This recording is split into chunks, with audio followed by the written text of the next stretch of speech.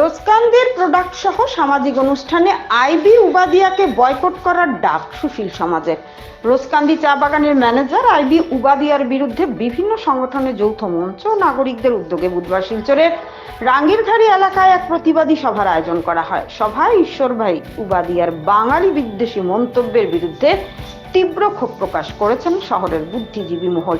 গ্রামীণ কৃষকদের উচ্ছেদ ও চা শ্রমিকদের বঞ্চনার অভিসন্ধিতে বরাকবাসীকে বাংলাদেশি তকমা দেওয়ার মন্তব্যকে ধিক্কার জানিয়ে আইবি উবাদিয়াকে সামাজিক অনুষ্ঠানে আমন্ত্রণ না জানানোর পাশাপাশি রোজকান্দি বাগানের যাবতীয় প্রোডাক্ট বয়কট করার আহ্বান জানিয়েছেন বিভিন্ন দল ও সংগঠনের কর্মকর্তারা। পাশাপাশি ঈশ্বরভাই উবাদিয়াকে তার মন্তব্য প্রত্যাহার করে প্রকাশ্যে ক্ষমা চাওয়ারও এদিন দাবি জানিয়েছেন তারা। এদিকে আইবি উবাদিয়ার মন্তব্যকে সমর্থন করে দৈনিক পত্রিকার দিলীপ কুমার আগুনে ঘি ঢালার মন্তব্য করাকেও এদিন ধিক্কার জানিয়েছেন তারা। দিলীপ কুমারকে চরম হুঁশিয়ারি দিয়ে আগামীতে এ ধরনের মন্তব্য থেকে বিরত থাকার সতর্কবার্তা দিয়েছেন শহরের সুশীল সমাজ। ঈশ্বরভাই উবাদিয়ার বাঙালি বিদ্বেষ মন্তব্যের পেছনে রাজনৈতিক ষড়যন্ত্র কাজ করছে বলে এদিন আশঙ্কা প্রকাশ করেছেন অনেকেই। আইবি উবাদিয়া ও সাংবাদিক দিলীপ কুমারের এহেন মন্তব্য উপত্যকার শান্তি শৃঙ্খলায় বাধা সৃষ্টি করার পাশাপাশি সংঘাতের সৃষ্টি করবে বলে এদিন আশঙ্কা প্রকাশ করেছেন তারা। আইবি উবাদিয়া তার মন্তব্য প্রত্যাহার করে শীঘ্রই প্রকাশ্যে ক্ষমা না চাইলে আগামীতে আন্দোলন আরো ভয়াবহ রূপ ধারণ করবে বলে এদিন কড়া ভাষায় হুঁশিয়ারি দিয়েছেন বিভিন্ন দল ও সংগঠন সহ শহরের নাগরিকরা।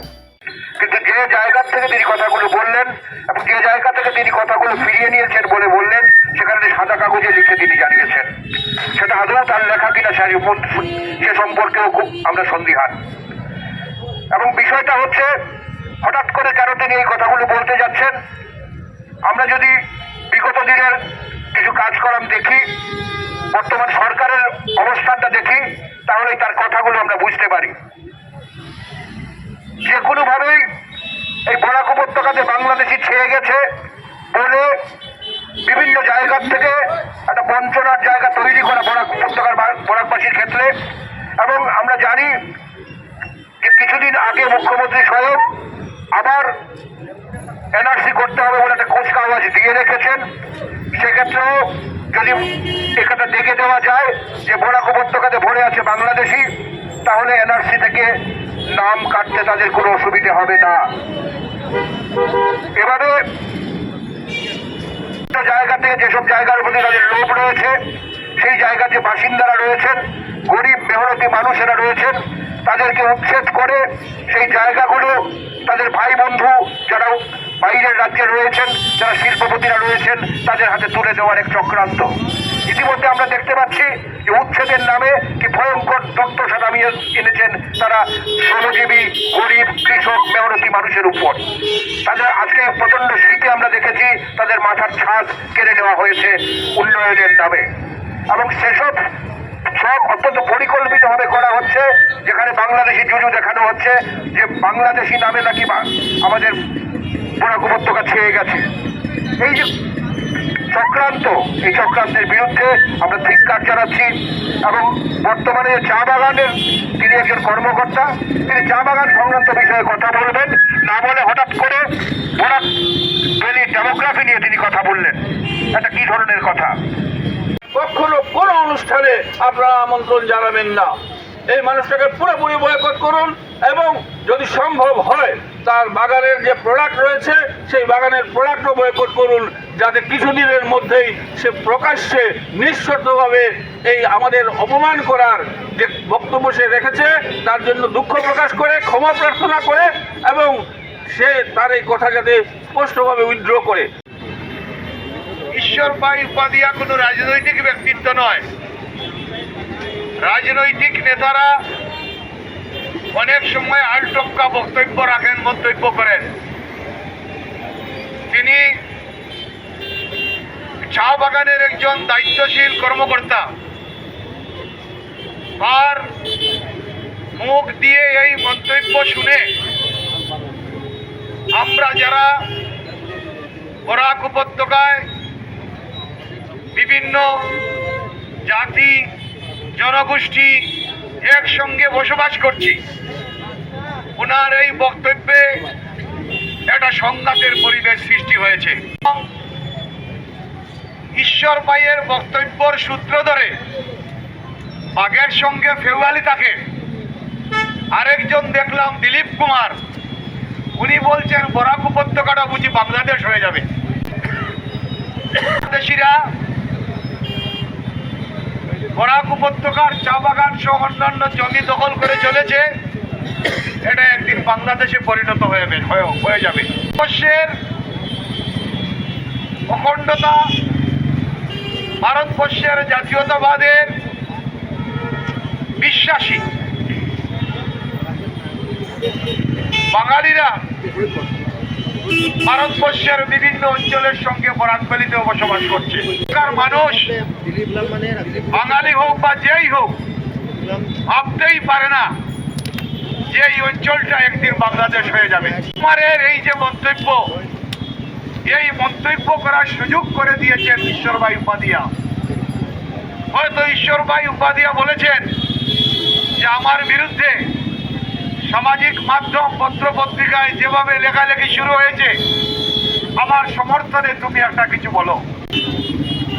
একটা পত্রিকার মালিক, একটা পত্রিকা চালায়, সাংবাদিকতা করে, এই যে উক্তি করলো প্রেরণা ভারতী, এই যে উক্তি করলো দিলীপ, এই উক্তির মধ্য দিয়ে দিলীপ একটা সংঘাত তৈরি করতে চাইছে। এবং আমার পূর্ববর্তী বক্তারা বলেছেন যে বরাক উপত্যকার মানুষকে বাংলাদেশি অনুপ্রবেশকারী, ঘুষপেটিয়া, উই পোকা ইত্যাদি নানা নামে যেভাবে ভূষিত করা হচ্ছে কেন্দ্রীয় সরকারের পক্ষ থেকে, রাজ্য সরকারের পক্ষ থেকে, এইসব চক্রান্তমূলক উক্তি উপাধিয়া করেছেন। বরাকের বাঙালিকে বাংলাদেশি বলে আখ্যায়িত করেন, সেটাই আজকে বড় প্রশ্ন। যে উনি বাইরে থেকে এসেছেন, আমরা বরাকভ্যালি স্থানীয় লোক, বিশেষভাবে বাঙালি, হিন্দু, মুসলিম বা পাশাপাশি অন্য অন্য সম্প্রদায়ের মণিপুরি যে সমস্ত মানুষ রয়েছেন, হিন্দিভাষী মানুষ যারা রয়েছেন, আমরা তো কখনো বহিরাগত বলে আমরা আওয়াজ তুলিনি, আমরা কাউকে কোনো অসম্মান করিনি, বিদেশি আখ্যায়িত করিনি।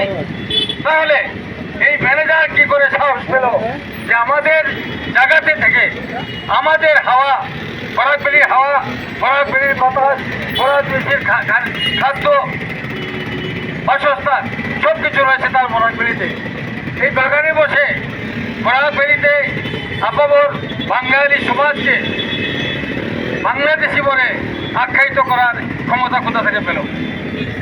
এর পেছনে অন্য কোনো ইন্ধন রয়েছে, কোনো একটা শক্তি। তাই আজকে আমাদের এখান থেকে আমরা যে প্রতিবাদ করছি, সেই প্রতিবাদ, আজকের প্রতিবাদ এখানেই শেষ নয়। আমরা সেই ম্যানেজারকে আজকের এই প্রতিবাদী সভা থেকে জানান দিতে চাই যে উনি অতি শীঘ্র তার যে বক্তব্য, সেই বক্তব্য যেভাবে তিনি প্রকাশ্য সাংবাদিকদের সামনে বলেছিলেন, সেইভাবে উনি সাংবাদিক সম্মেলন করে তার যে এই কথাটা, সেটা যে উদ্দেশ্য প্রণীত বা যাই হোক, উনি বরাকবাসী বাঙালি যারা আছে বিশেষভাবে উনি বাঙালি সম্বন্ধে এই কথাটা বলেছেন। কয়েকদিন আগে রুশকান্দি বাগানের সিনিয়র ম্যানেজার ঈশ্বর ভাই উপাধিয়া, ইন্ডিয়ান টি অ্যাসোসিয়েশনের উনি সভাপতি, উনি একটি বিভ্রান্তি এবং অত্যন্ত একটা দুরভিসন্ধিমূলক এবং চক্রান্তকারী কথা তিনি উচ্চারণ করেছেন যে বরাক উপত্যকা বাংলাদেশিরা পড়ে গেছে। এবং এই কথাগুলো বিভিন্ন সময় বিভিন্নভাবে শাসক দলের মুখের থেকে আমরা শুনেছি, কখনো উই পোকা, কখনো ঘুষপেটিয়া, এবং যখন তারা এনআরসি করেন তখনও বলা হয়েছিল যে বরাক উপত্যকায় সিংহভাগ মানুষই বাংলাদেশি। এবং যেভাবে উচ্ছেদ চালানো হয়, কিছুদিন আগে করিমগঞ্জ এলাকাতে উচ্ছেদ চালানো হয়েছে, করিমগঞ্জ ডিস্ট্রিক্টে, এখানে রজনীখালে হয়েছে, এবং উচ্ছেদ চালানোর সময়ই বলা হয় যে সব বহিরাগত, কিন্তু যেখানে উচ্ছেদ চালানো হয় আমরা দেখি তারা এখানে না হলেও 50-60 বছর ধরে তারা এখানে উচ্ছেদ। তো এই যে বাংলাদেশি তকমাটা সেটে দেওয়া, সেটা কোনো বিচ্ছিন্ন ঘটনা নয়, সেটা একেবারে চক্রান্ত করে, একেবারে পরিকল্পিতভাবে তারা উবাদিয়ার মুখে দিয়ে বলিয়েছেন। তাই আমরা এর তীব্র প্রতিবাদ জানিয়ে বলছি যে আমরা অতীতের কথা একটাও ভুলে যাইনি এবং অতি সত্বর উবাদিয়া মহোদয়কে আমরা অনুরোধ জানাবো, তিনি একজন সম্মানিত ব্যক্তি, তিনি সরকারের প্ররোচনায় পা দেবেন না এবং তিনি অবশ্যই বরাকবাসীর যে সেন্টিমেন্ট, সেই সেন্টিমেন্টের প্রতি তিনি সহমর্মিতা এবং সদিচ্ছা প্রকাশ করে প্রেস বিবৃতি দিয়ে যেভাবে তিনি মাইক্রোফোনের সামনে দাঁড়িয়ে কথাগুলো বলেছেন সেভাবেই তিনি কথাগুলো উদ্র করবেন, সেটা আমরা তাকে দাবি জানাচ্ছি। এবং সরকারকে বলছি এই ধরনের প্ররোচনামূলক কথাতে তারা যেন আশকারা না দেয়। যদি কেউ এই ধরনের প্ররোচনামূলক কথা বলে এবং সরকারের যদি কোনো ধরনের অভিসন্ধি না থাকে, যে সরকার সুমোটো কেস করুক, নিয়ে তাকে অপরাধী হিসেবে তাকে গ্রেপ্তার করুক। যদি সেটা না করে তাহলে আমাদের বুঝতে হয় যে এই ধরনের কথা বলার পেছনে সরকারি মদত রয়েছে, যাকে আমরা ধিক্কার জানাই। সাথে সাথে দিলীপ কুমার, আমরা শুনেছি কালকে দিলীপ কুমার বলে একজন কেউ বলছেন। দিলীপ কুমার কবে থেকে চা বাগানের নেতা হলেন আমরা জানি না, কারণ চা বাগান নিয়ে আমরা কাজ করি। তাকে আমরা কখনো চা বাগানের মজুরি বৃদ্ধির আন্দোলনে আমরা পাইনি। দিলীপ কুমারকে আমরা দেখিনি চা বাগানের কোনো সমস্যা নিয়ে কোনো দিন কোথাও সরব হতে।